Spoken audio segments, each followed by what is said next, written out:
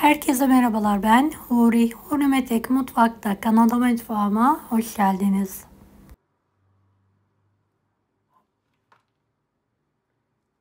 Katı yağ kullanmadan sıvı yağla sizlere üzümlü, cevizli, fındıklı harika bir kurabiye tarifi hazırlıyorum. 2 adet tam yumurta, bir tanesinin sarısını üzeri için ayıralım. 1 su bardağı yoğurt, 1 su bardağı sıvı yağ, 1 su bardağından 2 parmak eksik toz şeker, 2 paket vanilya, 1 paket kabartma tozu, 1 tatlı kaşığı tarçın, 2 su bardağı yıkanmış üzüm, 1 su bardağı fındık ve ceviz karışımı, 6,5 su bardağına yakın un kullandım. Unu azar azar ekleyerek yumuşak, ele yapışmayan bir hamur hazırlayalım.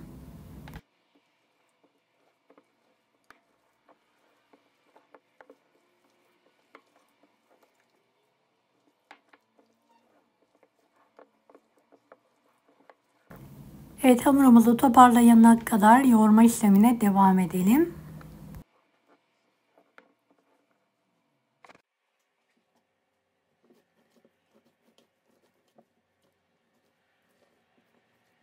Evet, hamurumuz hazır.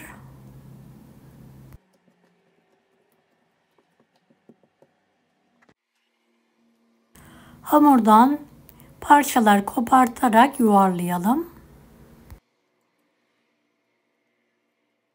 Mandalina büyüklüğünde parçalar kopardım. Büyüklüğünü dilediğiniz şekilde ayarlayabilirsiniz.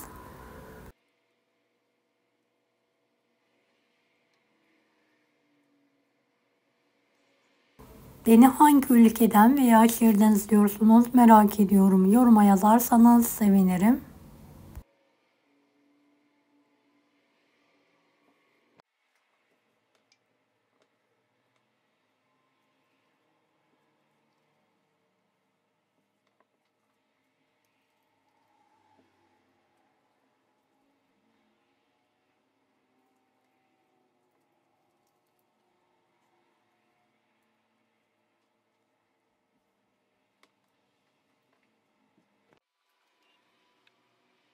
Kurabiyelerin daha muntazam olması için tekrardan yuvarlayarak tepsiye alıyorum.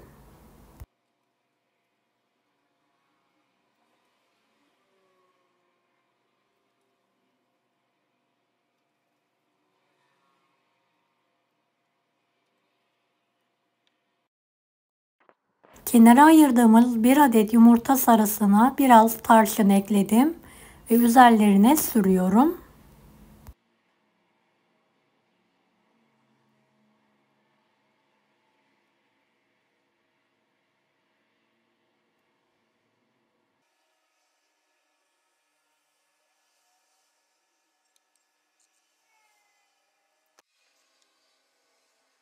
Evet, ceviz kırığına batırarak üzerlerine bulama yapalım.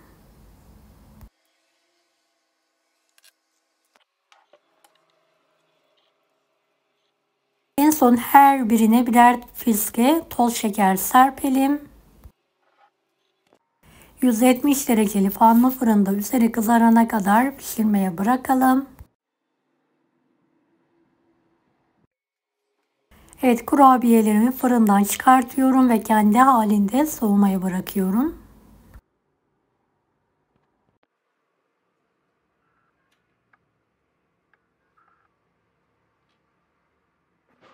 Evet, sizlere şöyle kurabiyeyi yakından göstermek istiyorum. Bol malzemeli, uzun süre bayatlamayan kurabiyemiz yemeğe hazır.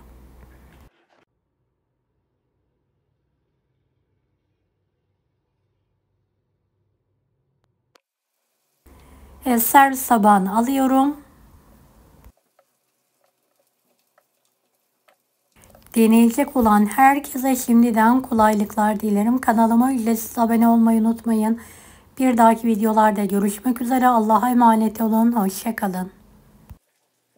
Daha farklı tarifler için bunlara da izlemeyi unutmayınız.